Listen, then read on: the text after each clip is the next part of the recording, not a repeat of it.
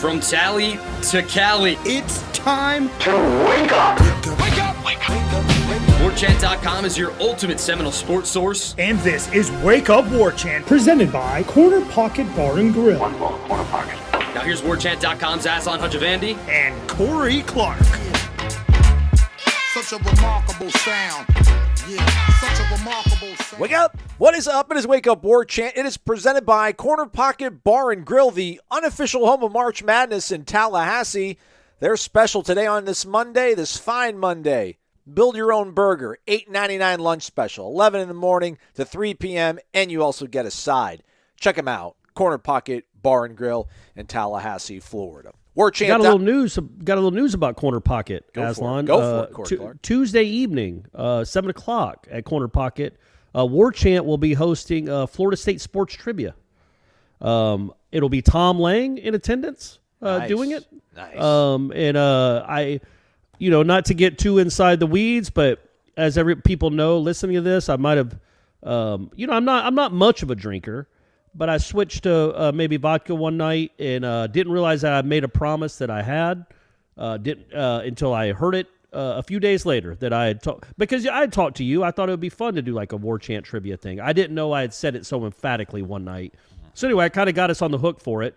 I'm out of town, but Tom Lang was nice enough to step up. I'm going to come up with all the questions, so there'll be a few doozies in there, but there'll be some ones you can get to. And you get to play for prizes, house cash. I'm not quite sure what we're playing for, but I think it's probably $40 house cash if you win, something like that. But it'll be all Florida State sports related. How many weeks do you think you can provide questions? I mean, I know you got an endless amount of Florida State knowledge, but I mean, could you do this for like a solid month, like a year? Like how long could you fill out an entire trivia hour or two of just nothing but Florida State trivia? I mean, in perpetuity, man. Oh. Infinite. Oh, wow. I mean, literally at the end of the day, if I run out of the stuff I know, I can just crack open a media guide. Dang. Or I can crack open a Noles fan, go there. Yeah. I can go, I can do different sports. Like golf would be a good one. I might throw a golf one in there. Everybody get ready for that. Go out. It'll be a good time. I won't be there. I believe Stephanie will be there. Tom and his lovely wife will be there. They'll be running the show, Tom Lang. So it should be a good time. What time will it be starting at? 7 o'clock. All right, there we go. We tell you this now on your Monday podcast because we'll probably be at 3 this week with the football team having spring break off. So adjust your schedules accordingly. But, if there's something to talk about, we'll figure it out. Just like we talked about that quarterback from West Florida one day. Shout out to him, committed to Western Kentucky. But, hey, he gave us something to talk about and write about one day. Takes a village to fill out this show. We'll also do Renegade Express later on this week, so be on the lookout for that. We always take your questions over on the Warchant.com Tribal Council, which right now, Warchant, just nothing but recruiting coverage galore. Go check it out. Michael Langston breaking everything down, visitors making their way to Tallahassee, and all those updates you need to know. He and Austin always on top of these things. Plenty to talk about, Corey. We did see practice on Friday before they broke for the spring break holiday. Softball finishes out the sweep on Sunday. Florida State's baseball team surges back strong on Sunday to take their first ACC series of the season, their opening one, on the road no less. So lots of good things to talk about there. But let's stay with the big news of the day, and that's Mike White going to your alma mater, Georgia. Right. Tom Brady jumping back into the fray, wants to steal thunder away from March Madness. Florida State did not make the tournament, shockingly enough. But let's talk about football, Corey. Will anybody from football make your Zaxby's indescribably good player of the week? No. Okay. No. Not to say there weren't candidates, but no, I think there's a couple better recipients this week than football guys just playing, having 4 practices. Okay, very well. What was the overarching theme? What did you see on Friday that you walked away from feeling maybe a little bit better about where this program is going after, I guess, more or less a week of spring practice? Yeah, again, I hate to keep it in the skill players, but I really did, and I wrote about it. I thought Portier and Williamson looked like Division I receivers, and pretty good ones. I mean, they went and made plays, and I know people want to roll their eyes and say, all right, yeah, okay, great. Are they ever even going to play? I don't know, but it is really good to see that those guys have raised their game, and I think a lot of it has to do, watching some new guys come in and be very good. And like, okay, well, if I got to get on the field, I've got to raise my game. I can't keep dropping passes. I can't keep not getting separation. I can't keep looking like I don't know how to high point a ball or jump up and win a 50-50 ball. And they were doing a lot of that. They made tough catches over the middle, and there's thudding going on. It's not bone-crushing hits, but there is thudding going on. It is physical at the line of scrimmage when them trying to get off the line. And I thought in 1-on-1, 7-on-7s, and 11-on-11s, those two guys looked good. Looked legitimate. Are they going to be 5th and 6th on the depth chart? Are they going to be 9th and 10th? I don't know. But if they can keep playing like that, again, it puts pressure on everybody else. And they really were. I thought it was the two best practices I've ever seen either one of them have. And then so that was a good sign. And then Rodemaker didn't take a step back. As Norvell said, I wrote about it and we talked about it after Wednesday's practice, how good I thought he looked. And then Norvell said as much Friday. He's looked like that Wednesday practice was the best he's ever had. It's good to know Norvell and I are on the same wavelength, Aslan. It was. You know what I mean? It was beautiful music. The question, the answer. Yeah. But the fact that he came out on Friday, Rodemaker did, it still looked pretty good. He didn't look as good, but that might be the best. Wednesday, maybe that's the best practice he ever has. But he didn't take a step back. He stacked on another good performance after a really good performance. And again, this isn't to say there's a quarterback controversy or even a competition, but it gives you a little bit of hope that maybe the depth chart's okay, that this guy isn't somebody that in a pinch can't get it done. He looks like those last two games, I thought he looked like a guy that had been in the system a couple of years and was starting to find himself a little bit. Again, positive. Wait, not the last huge two news. Practices, you mean, not last two games? Last two practices? No, sorry. Yeah, my point was he looks like a guy that has been here 2 years now. Okay. And is learning the system and is feeling comfortable in things. That is a good sign because, man, who knows? As you mentioned, the kid from West Florida, what's out there at quarterback? I don't know. So, this might be what you have. So these guys have got to do it.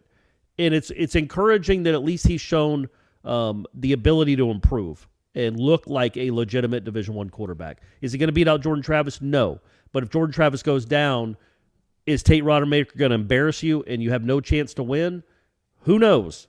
But these last two practices made it look like he was kind of figuring things out, which is encouraging. Okay, yeah, I don't want to push back against that. We certainly hope that's the case. It makes it a lot easier, makes you feel a lot better about where you could possibly be. But just, again, I think to the point that you mentioned about this team in 2020 probably doesn't win a single football game without Jordan Travis. This past season, they were probably not winning a game without Jordan Travis. Maybe one of these guys could have beat UMass. I still think it's probably a significant drop-off just because of the amount of stress Jordan puts on an opposing defense. Tate's executing fairly well. He had like a legit keeper. I think they literally called his number, to just run off tackle on a play, and he showed good wheels like in a red zone drill in 11-on-11. You're like, wow, that's nice. That's a nice little wrinkle that he could maybe help out with. But we'll see how the spring progresses. If he can keep on this trajectory, yes, you certainly feel that. If Jordan misses a series or two or maybe a game, maybe you'll be okay. Maybe you can stem the tide depending on who the opponent is, obviously. But I'm sure we'll keep an eye on the portal. We'll see what happens after spring football, see who wants come down Tallahassee, hang out in the sunshine. But don't climb. you think, like, if he had looked like he looked for good portions of last spring and even into August, you'd be like, this is untenable. Right. They have to do something. In fact, I'll go as far to say what he looked like the first practice. Yes. And even though it was in helmets and shorts, I'm like, all right, this kid, it's just not going to click. It's just not, this isn't for him. But those last two practices, he looked like a capable backup. I think there is a drop-off, as there is at every school in the country. There is a significant drop-off probably between 1 and 2. But at least now, well, I shouldn't say that. I'll say it like this. At least now there is hope that he could be a legitimate number 2. It's far from convincing. The jury is going to be out for a long time. But through a week, I think Rodemaker should feel pretty good about where he's at, and I think Norvell should feel pretty good about where Rodemaker's at. Well said, Corey. Somebody tweeted at us the other day asking us about Shyheim Brown. Shyheim Brown had a pick on Friday in 7-on-7, so he's out there trying to make some plays. That was a cool moment on Friday. Was that Friday? I guess it was. Yeah.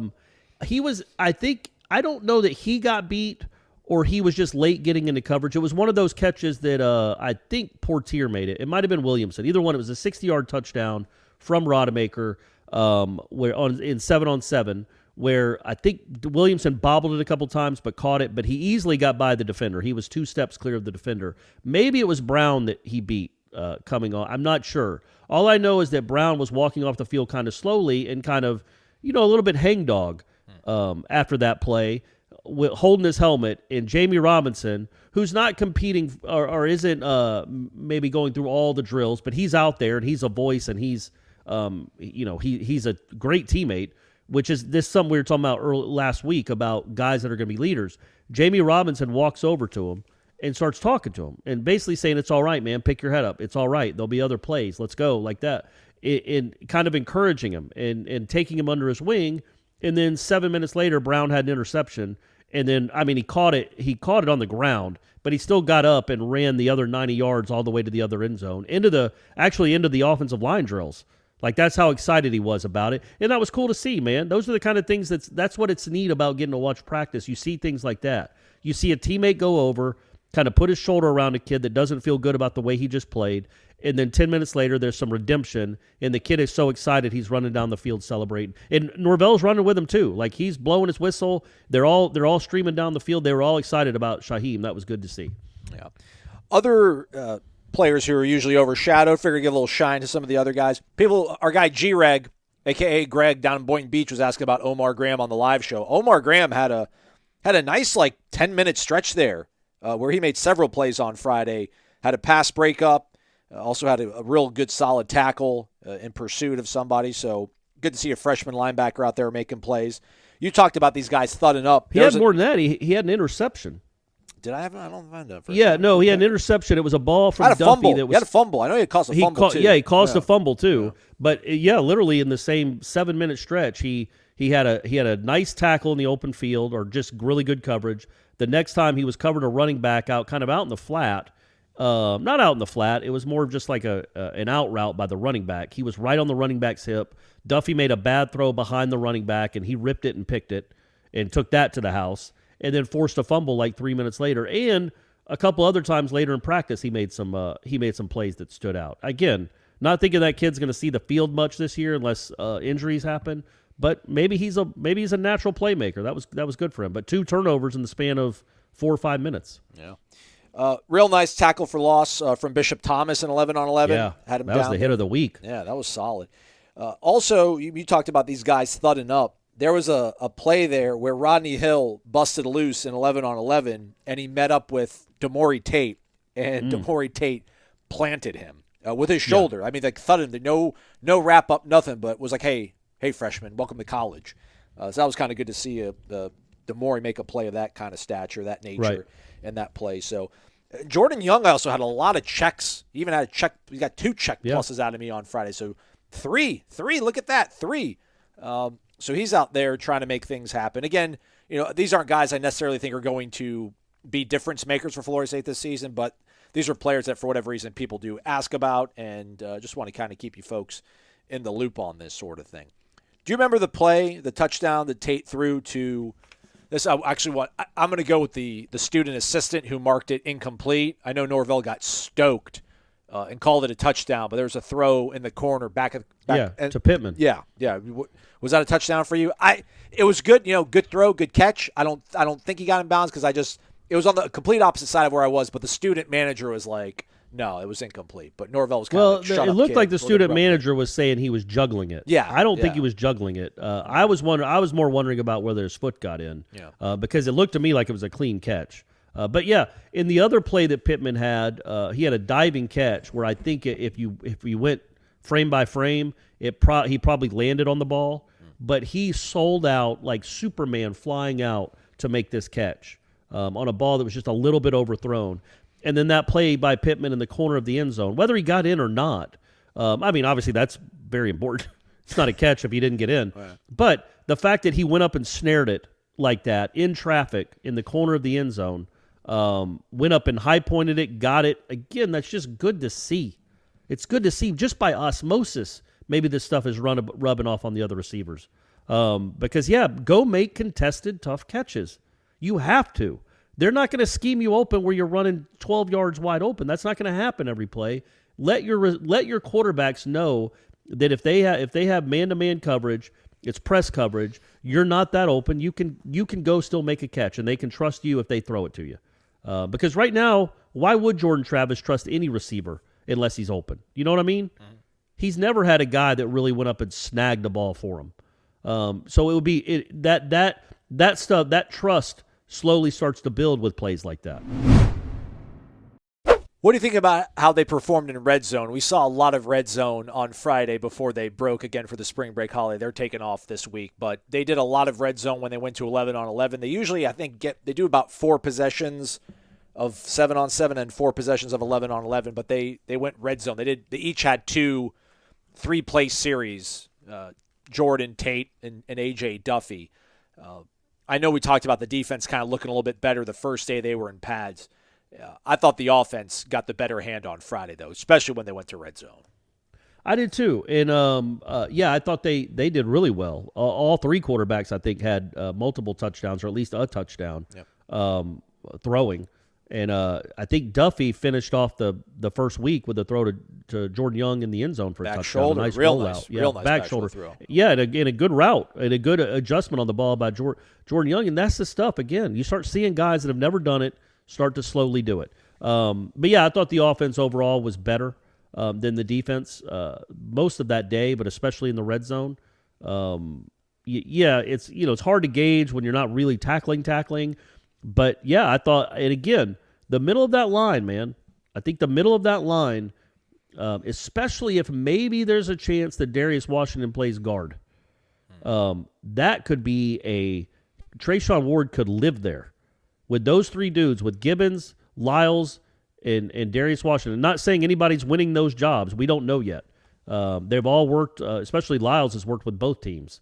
All 3, like we don't know who's starting and who's not, all that stuff. But if those 3 guys, as big as they are, and maybe as good as Darius can get to be, that might be a pretty solid, darn solid interior, especially running the ball. That's big dudes. That's 1,000 pounds of guys almost. So that would be nice. And I thought Trayshawn had a couple nice runs up the middle. Oh, yeah. And my man Corey Wren. Yep. How about that play? I didn't even know that was in him. So he plays running back. At least they split him out some, but he's basically lining up at running back, and he actually has looked like a running back. Yeah. That play in particular, it was a carry around left end. He's running he's running fast because it's Corey Wren. You assume, because this is all we've ever seen of him, and we haven't seen much, is he's going to run all the way around in because that's where his speed is. And even if it's like a 3 or 4 yard gain, he'll turn the corner on just about anyone. That's how fast he is. But he's running out wide, and you assume it's going to be another one of those kind of out wide runs, and he sticks his foot in the ground, sees a hole, cuts up with vision, and cuts back and scampers into the end zone. Looked like a real running back. I don't know if that's a thing. I don't know if Corey Wren's a thing, but that was startling. It's like, oh, all right, Corey Wren. Absolutely. And I think even before that, there was a play in 11 on 11 where the snap was errant, and he's just so fast that they not only got back on schedule, like when he finally got the ball in his hands, but he turned upfield, and it was a huge gain. But that was one where, absolutely. Yeah, but you're talking about the red zone. That run was equally impressive. But it all started early from in the day, I thought. Yeah, and that was a good run. And again, he just got next level speed. But that was he got all the way to the corner. Yeah. And that's what I figured that's all he could do.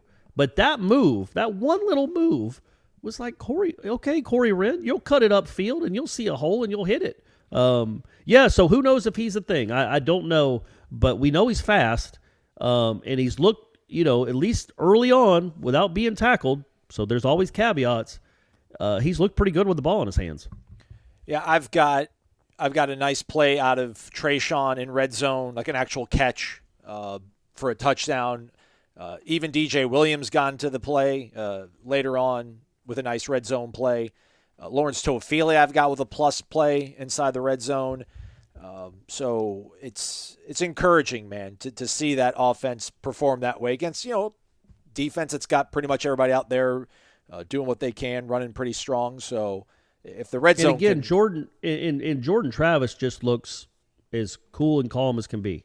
He's not wowing you, but he's not making any horrible mistakes. He's hitting guys when they're open. He's making enough good throws on the run now, like rolling to his right, where you almost take it for granted. Like, yeah, that's just what Jordan does. As a nice 14-yard comeback, rolling to his right. He's just, I think he's looked as in control as he's ever looked, because we don't talk about him a lot. Because, I mean, I've written more and talked more about Rodemaker than I have Jordan Travis, but that's only because Jordan Travis is just, he's the starter. But there's other questions behind him. But yeah, if Travis can be a little bit better than he was last year, or a lot better than he was last year, that's worth another 7-8 points, buddy, which gets us to 8 wins, gets us to the Gator Bowl. Of his 6 plays in red zone, I've got 4 that were positive plays. So there you go. We'll take that. We will take that. Absolutely. Makes the motion of eating cereal. So shout out to that. All right, that's about all I have in my notebook. Oh, also, Sean Bray Jackson had a TFL, I think, during 11-on-11 earlier before they went to red zone. So he's a freshman people have been asking about. So, yeah, he's out there. He made a play. And another guy I wrote about that night on the observations, and just because I know people want to know, there are times, depending on who he's lined up against, where Verse is unblockable. Now, that doesn't mean he's unblockable. I guess he's unblockable by a couple of different players. A couple of different players just can't do it at Florida State right now. Scholarship players. They're young, but they're scholarship players, and he makes them look like they're standing still. Again, him and Bless Harris have had some nice battles, honestly. They've gone back and forth. Bless wins some, he wins some, but he does have a burst, and he seems to have a feel. He really does seem to have a feel for making plays and getting by linemen. But just so people, because he's the biggest guy they brought in. He's the biggest name. He's the guy that could have the biggest impact. And if people were wondering, he looks the part. Doesn't get a ton of reps in 11-on-11 because they like to rotate in. They probably have, he probably gets 6 or 8 reps in 11-on-11. That doesn't mean he's not practicing hard. They do a lot of stuff for the other 2 hours. But yeah, he looks like he could be something. I agree, man. So what do we, after now seeing, 4 practices that we saw? I know we're going to get the same question probably when it comes to Renegade Express. I mean, do you want to talk about anything that surprised you or anything that you feel is ahead of schedule, or just maybe any sort of thing that makes you walk away after seeing 4 practices just thinking either they're on schedule or this is why you feel maybe a little bit more optimistic than you thought you might when they walked off the field in Gainesville 4 or 5 months ago? Maybe McClendon, the way McClendon has looked, it's like, okay, maybe that'll be, maybe it won't, it's not going to be Jermaine Johnson and Keir Thomas, but maybe McClendon and Verse, you sprinkle in Briggs, maybe somebody else hits the portal here soon. That if McClendon is what he's looked like, to go along with what I think Verse is, that's not a bad defensive end combo. It's not all world. It's not Wilson and Boulware. But if McClendon has made the jump that it looks like he's made, where he's actually not just a body, but a guy that can wreck some plays and get around linemen with consistently, that might be a pretty big deal. So I guess I would say that I feel a little bit better, even though we're talking about how the offense kind of won the day on Friday. I probably feel a little bit better about the defensive line right now than I thought I would. Okay. All right. McClendon, 6'4", 240, redshirt sophomore, so it's his time. Yeah, that's what Norvell said, right? Man. After the offensive line? Yeah, go ahead, though. What were you saying about what Norvell was saying? No, I was going to say that's what Norvell was saying about those 2 receivers. It's like, now's the time. This is their 3rd year in the system. This is when they're supposed to take a jump. Not basically an ultimatum, like you better do it now, but he basically saying, we shouldn't be that surprised, because I talked about how the incoming transfers would probably help raise their game. He goes, yeah, we knew that would happen, but it's also their time naturally to take this step. These are guys that haven't played a ton of football. I think he said Portier only played 2 years of high school football. Williamson only probably did 2 because he missed most of or all of his senior year with an injury. So these guys haven't played a ton of football in their life, and they seem to have taken a step. And, maybe it's that time for McClendon too. And some of these offensive linemen. Yeah, that was the kind of the biggest sort of buoy in my hopes, is just there was a moment where we saw, I guess, whoever's been running, quote unquote, with the 2s, won't say the names. We're not allowed to do that. Don't want to jeopardize the access that we get, which we are appreciative of.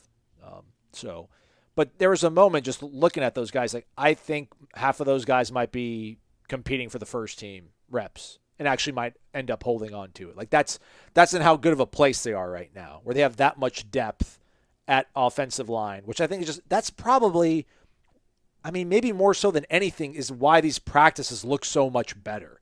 And, I'm kind of struggling trying to figure out why it just seems to be a better feeling out there at practice. And you could say maybe it's year 3 and there's a better understanding of what's going on around them. Corey kind of intimated that about Jordan. He just does seem that much more calm and composed and knows what's going on and how things are supposed to look and run. But I just think they've got more talent when they're running out first team, second team. It's just, the good on good is that much better. And the twos are also that much better in terms of talent. That you just seem to be getting a better quality of practice, better reps. I mean, I just think that the amount of plays that I'm putting like a plus by is maybe close to double what would have been last year had I been doing this exercise. I just don't remember a lot of really flash and wow and feeling good about spring. Again, when spring wrapped up, and listen, they've got, I think, 11 more practices and scrimmages, including the Garden and Gold game. Like, after spring was over, it wasn't Jordan wowed me, and that's why, he was going to be the starting quarterback most of 2021. It was just like Mackenzie Milton just didn't look good. Like, I don't feel that Jordan won the job. He just simply didn't lose it. Like, Mackenzie lost the job. Right now, you're seeing Jordan kind of execute the offense nicely. You're seeing guys make plays. And like you said, it's been contested throws. It's contested catches. It's not all this sort of just guys blowing wide open, and that's why the play is being made. Like, there's real competitiveness going on. And we're seeing just maybe, the beginning of what could be maybe like an 8-9 win team. So we'll take it. It's progress. I feel good, Cora. I feel good. Wish they were practicing this week, but we'll take the week off and we'll get better ourselves. We'll get better, man. We all need a break, don't we? We all need a break. The clutch shot, the biggest hits. It's time for the Zaxby's indescribably good Player of the week. You heard the man, Zaxby's indescribably good player of the week. And I said it a few weeks ago, Corey. He probably deserved to have got it for a second time, but I was like, Trey Cunningham, we'll get you back when Nationals come around. He took the challenge. He dipped it in Zax sauce, bathed himself in glory. Trey Cunningham, a national champion in the 60-meter hurdles, 7.38. That's better than his personal best, which was previously 7.4. It is the 11th fastest time in the history of the sport. The entire freaking thing. He was 0.03 of a second away from the collegiate record. It is the first Florida State runner to win an indoor national title since Dentarius Locke back in 2014. Folks, 60 meters jumping over hurdles in 7.38 seconds. National champ Trey Cunningham. GOAT. My Zaxby's indescribably good player of the week, Corey. And the cool thing about that is he's won all these All-Americans because he's been here forever and won a lot of races and been really good, but he had never won an individual championship until that one. So that was really, you could see how excited he was. That was really cool to see. And there was daylight. Like, there was a lot of daylight between him and the rest of the field. 60 meters isn't a lot of time to get daylight. Nope. And then there was literally daylight between him and other runners. You don't ever hardly see that in short sprints indoors. I'm gonna go back on the diamond. Both teams had really good weeks. I'm gonna stick on the diamond or weekends. I'm gonna go with my man Ross Dunn. Oh yeah. He gives up a 2-run homer in the first. And again, this is the guy that Meat would say could spiral last year. They really worried about just his mental toughness, about being able to bear down after something bad happens. He gives up a 2-run bomb in the first, ends up going 7 innings, allowing no more runs, and striking out 14. Like, he was better than Hubbard and Messick. Yep. And that might be 2 weekends in a row he's been better than Messick. And that's a really good offense, man. Wake Forest is a really good offense. And he struck out 14 of them. I mean, that's 3 nasty lefties now. I think maybe we give him one more weekend to save for sure, but that's 2 really good, really nice starts in a row for Dunn. And if he can do this again next weekend, we're going to go ahead and say he's a frontline starting pitcher too. So now they got 3 of them, 3 lefties coming at you. So Ross Dunn, great job answering after a tough first inning, striking out 14 in 7 innings, 118 pitches too. Trey Cunningham, Ross Dunn, our Zaxby's indescribably good players of the week.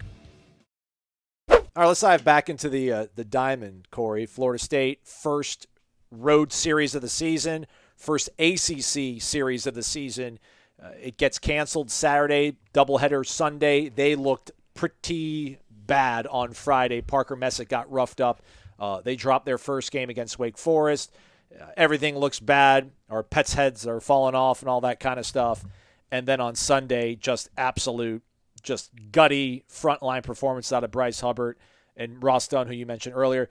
And the bullpen, which reared its ugly head on Friday and made you think that every single sort of bad sign that we had seen in the lead up to this series was going to kind of maybe be the story for the season. Jonas Galaro comes into an incredibly difficult spot in the first game on Sunday and then ends up, I think, going like 3 innings to get the save, strikes out, a batter to get out of the jam that he was inserted into.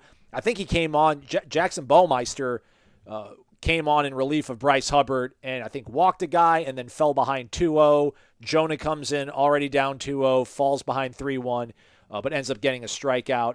And then on Sunday's second game, obviously Ross Dunn goes quite a bit. And then Davis Hare, who's a guy that Meat felt really good about but wasn't available, really kind of carries the rest of the way after Ross just absolutely, I don't know. I mean, it was crazy. I mean, you mentioned it. He threw something like 60 pitches in the first 3 innings and then ends up going like 7. I did not see that coming at all. This offense needs to get a little bit better. I would hope so. I don't know where that solution is going to come from. They knocked the cover off of it in the first game, but the bullpen to me seeing Jonah throw the way he did and Davis throw the way he did just makes me feel so much better about where we thought maybe this could go after they looked so downtrodden Friday. Yeah, I agree. The offense is what look. The offense and the bullpen. The defense was good again. I don't think they played 2 full games on Sunday. Didn't commit an error. Now it helps when you're striking out whatever you're striking out. What did they strike out on the day? 30. They struck out 30 on the day, and that's a good off. That team was like 13-1. So they struck out 30, but still every play that was in the field was made. And they were undefeated. I'm sorry. Yeah, Wake was undefeated at home until Sunday. Yeah. So. Yeah, that's right. Then they lost 2 in a row. Jackson Green had a nice day. Jaime Ferrer huge home run had 3 doubles and 4 hits total. Yeah, they had 13 hits, but still only 5 runs. So left 10 on base. Still got to get a little better with scoring guys in scoring position. But hey, just get them in scoring position. That's the first step. They seem to be doing that a little bit. But 3 runs usually isn't enough on a Sunday. It helps that you had a really good start. And then Hare came in and did a good job. I still, Scolaro is a guy he can count on that Meade is going to go to, and he's going to keep going to him. And maybe Davis Hare is now the number 2 guy he can trust. Who else? Because on Friday night, they went with Crowell after Messick gave up the lead, and Crowell, I think, gave up 4 runs without getting an out. Yeah. And he's a guy that he throws 94 and is a lefty and was good last year. He's a guy that's been counted on. They just got to find some of these guys got to find themselves. Overall, that's a really good weekend. That's a good, especially the way it started with your ace you lose whatever you lost 10-3 with your ace on the mound. Messick had a shutout going until the 5th, and then it got away from him, but and still struck out 10 or 11. And then the Scolaro getting out of that jam in the first game on Sunday, and then what Davis Hare did with a 1-run lead. I mean, Florida State had a 1-run lead essentially for 7 innings. And made it last. The pitching was good. The defense was good. The offense was not. Torrell hit a home run. I think Mathis had a double. Nothing great in the second game. But overall, that's a really good weekend. You're not going to score a ton of runs in the ACC typically. You'd like to score more than whatever they did, 11 in 3 games. But it got them, a win on the road, a series win on the road. And when you lose the first game, you start thinking, all right, man, is this team, especially on the road, they hadn't won a road game yet at all. They hadn't played many, but they were 0-3 on the road against teams like Mercer and Jacksonville. They lose the first one to Wake pretty badly and then come back and win a doubleheader on Sunday. You have to imagine that does a good bit for their confidence. It's a huge win RPI-wise, just for thinking later in the season and conference-wise. And also maybe it propels you into something good Tuesday in Gainesville. Yeah, and it was a cold weekend, playing on some artificial turf in Winston-Salem. That was a tough weekend series to open with your ACC play, but you won the series. And the first game, if you guys didn't see this, and ladies, on Sunday, so Florida State's up 1, it's actually tied. No, they're up, I'm sorry, they're up 1-0. 4th inning. all right, so last week Cal hits a home run, but the guy who hits the home run doesn't touch home plate, and then when the ball's introduced back into play, Colton Vincent touches the plate, and the guy's ruled out. It's ruled as a triple, but then it's a put out from the catcher. They go back to the well on that Sunday in Game 1. They're up 1-0. They hit it's like the most shallow pop-up. I mean, fly ball in the left field, shallow left field fly ball. And then Logan Lacey throws it home. For some reason, it's cut off at the mound. I don't know if it was going to make it there, but it certainly didn't help to cut it off and then try to get the relay back to home. And Wake scores what's the tying run. But apparently the runner doesn't touch home plate when he's crossing and scoring. Now, I don't know, Corey. I've never seen this happen, and I'm not blaming Brock Mathis on this. But at some point, when the ball is introduced back into play, he's got the ball because it was a sac fly, and they try to throw him out at home, Mathis starts stalking the runner on his way back to the dugout. But as he's following the guy into the dugout, he almost kind of gets confused, and he doesn't know whether or not he's now following the guy that was actually on deck or the guy who crossed home plate. Wake senses this. They tell him, the runner, to go back and touch home plate. Mathis tries to apply the tag, lunges at the guy. He scrambles away, evades the tag, touches home. They mark him safe. That's what ties the game. And they still had, I think, a runner on first and only 1 or 2 outs. And I felt like, man, they're gonna lose this game now because of that moment. So, like, for them to bounce back after a really crazy situation, I think also maybe hopefully bodes well. But can you recall? I mean, I know you talked about Stephen Drew lost a game because his teammate didn't touch home plate. But even like a sac fly, they don't touch home plate, and then you try to catch them napping, and then you don't. That's deflating, is it not? I wonder what Colton Vincent is saying to guys as they're coming close to home. Right. He must distract them somehow. Well, that was Brock Mathis this time. This was Brock Mathis. This was Mathis. That's right. Yeah, so maybe Meat teaches that. Maybe Meat teaches his catchers to just say something. Get the runner a little bit flummoxed. Say something about tell him he looks good. That might. Hey man, you run great. I love the way you run. Something like that to be like, what did he say? And then you touch over home. You step over home that way. No, I've certainly never seen a guy on a sac fly because it's usually a close play. Yeah. And they're sliding, and then to come back and not be able to know which shoe to tag. Yeah, that's kind of goofy. I thought Meat said that there was a rule that if you got outside on the grass, maybe that they thought that, but I guess not. I guess in this instance it wasn't. But hey, well, it's all artificial up there. Yeah, it's all artificial. Yeah, up that's there. right. It's hard to tell the line of delineation. And it was cold. I can tell you that because Brady had a tournament on Sunday up here in Georgia, and the wind chill for when I had to drop him off at the park on Sunday morning, late morning, wind chill was 26. But made it through. He had a hoodie underneath, but had his jersey on. And, they won the championship too, Aslan. Thanks for asking. They did. All right. Yep, they did it. It's a good team. He might be on too good a team this year. My man's going to have to step up his game to get a lot of PT because he's playing with some really good players. Well, I think his daddy once said iron sharpens iron. So that's right. That's what we're hoping. But sometimes what iron does is it hits you upside the head and knocks you out. So we got to hope that he's the former and not the latter. He'll rise to the occasion, man. He's been through enough, man. He didn't come this far to. You're right. Buckle away. So what happens with Jackson Baumeister now, then, Corey? Last touch on this, then we'll go to softball. But Carson Montgomery had, I think, a career outing Wednesday or Tuesday against Florida Gulf Coast. So his first time. Yeah, looked great. So and that's a good thing, obviously. That's a good development. So you keep him in the midweek after how good Ross Dunn looked, or do you try to have him push Ross Dunn for frontline weekend guy, just Jackson Baumeister? Because I don't know, what do we think was going to be the plan? That eventually Montgomery would maybe be able to take over that position, and then Baumeister eventually takes hold as a midweek guy, or did we always think that Baumeister would be a guy coming out of the bullpen? But now it just seems like, I don't know, back to square one with him. Yeah, I think for the first year, I think the assumption was Baumeister would be because again, for people that don't know, he was the highest rated recruit that signed with the team this year.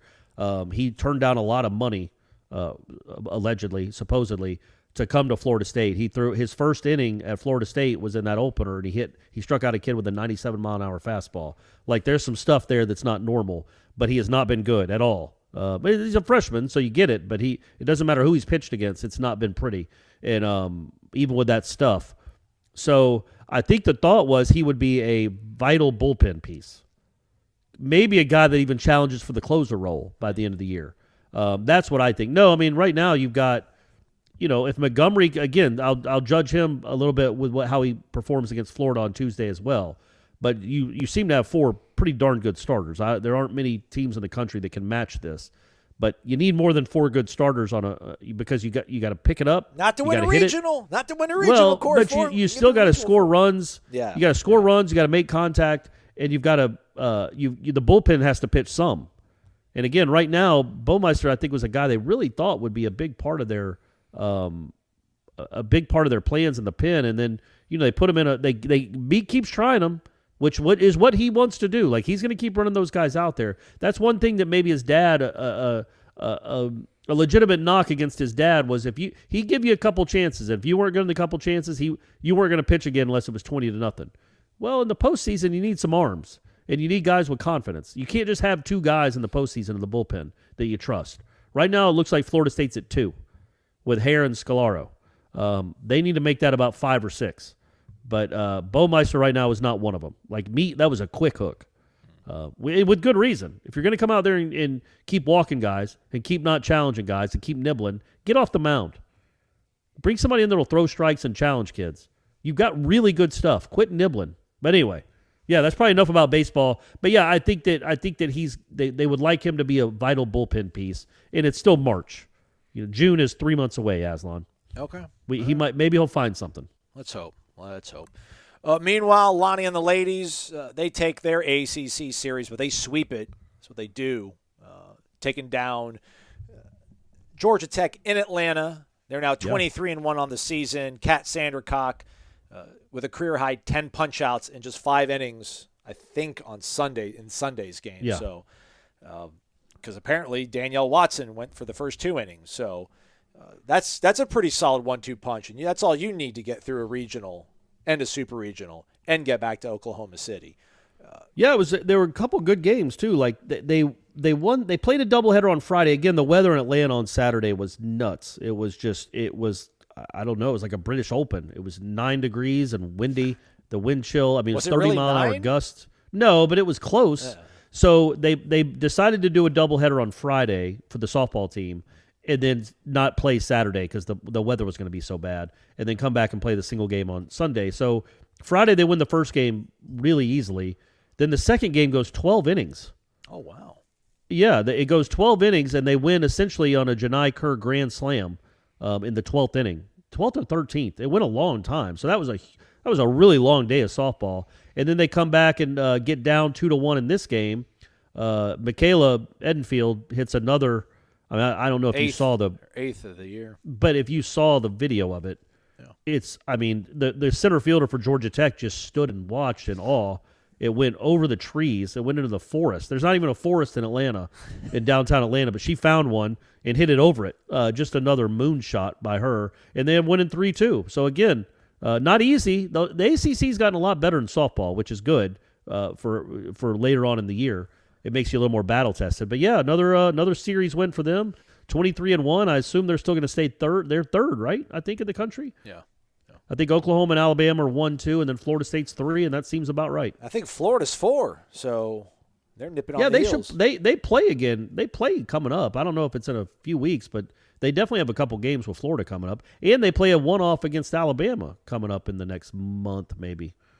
I'll pull it up. I got the schedule right in front of me, Ray. There you go. They play Alabama on Wednesday in Tuscaloosa. This Wednesday? Yeah. Oh, yeah. That's what I said, isn't it? Yeah.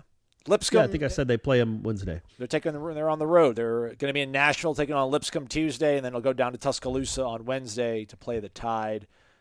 Don't get the Gators until April. There you go. So Lipscomb, huh? The road game at Lipscomb. Yeah.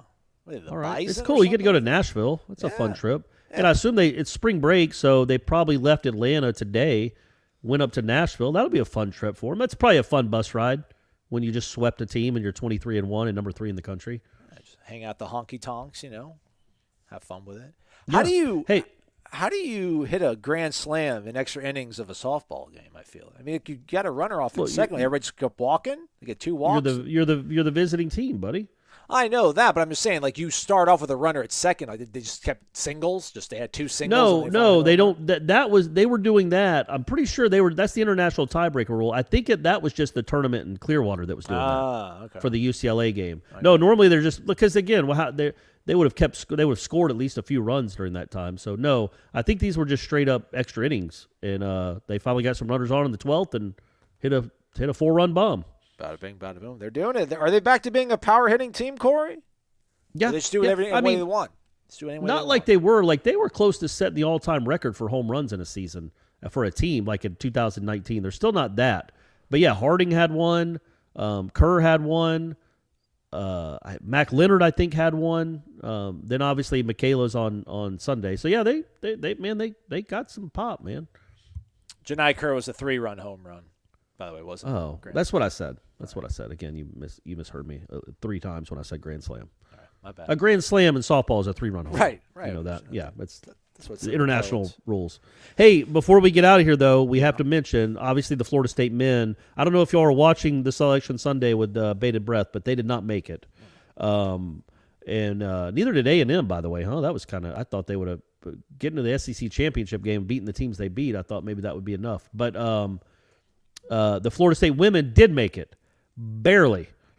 They were in the play-in game.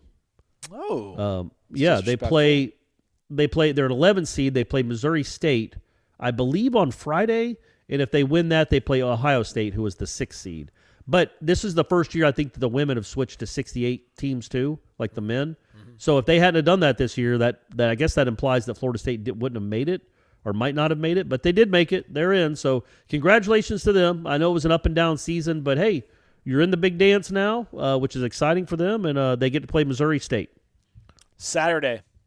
So that's you got the schedule already. Well, I got the bracket in front of me, but no, they would play. Yeah, so they're the first 4. So I would assume that's probably if they're going to play Saturday, they would be Thursday then, because the Ohio State is awaiting the winner of Missouri State, Florida State. It says on the 19th, TBA on the so they play Thursday. I'm sorry, they play Thursday in Baton Rouge.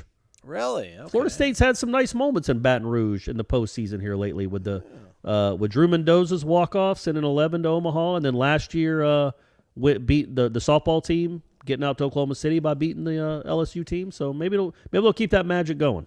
Kim Mulkey there these days. That'll be a fun get out if you can get her out of the tournament. Yeah, that would be nice. Golly.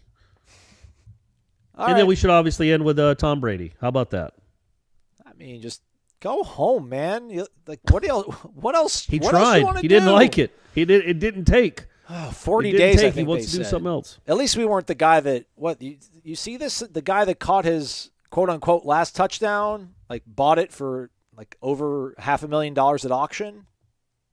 That thing is no longer. No, did he really? Yeah.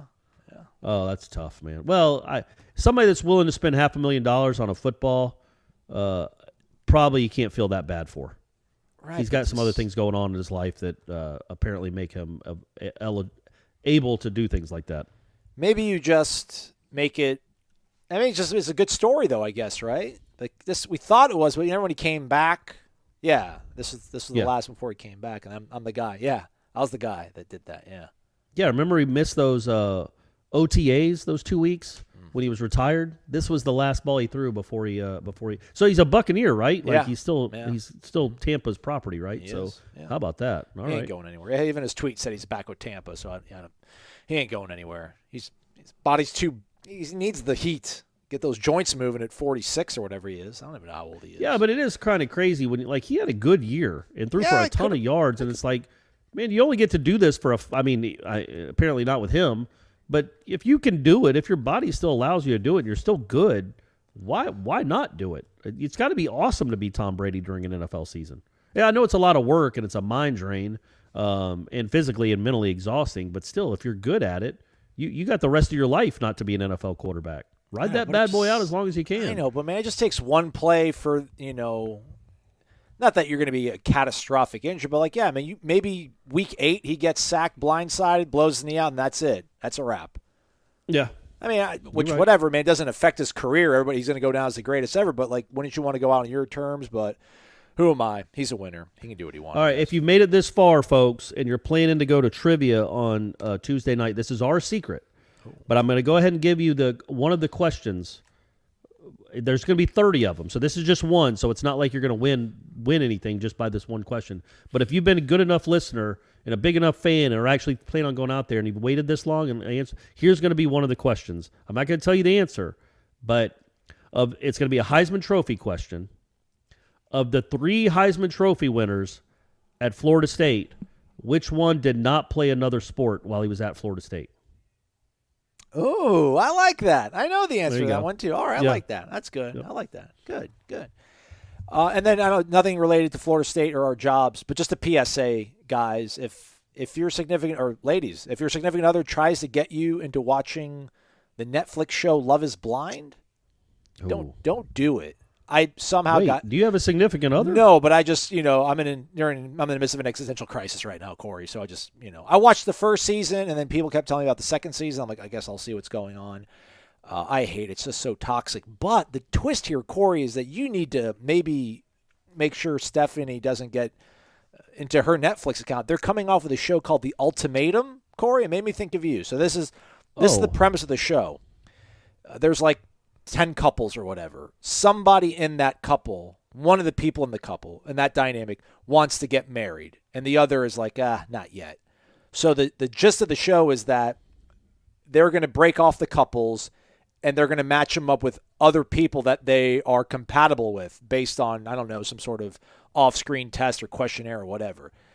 They're going to then live with these people that they're deemed compatible with for 3 weeks.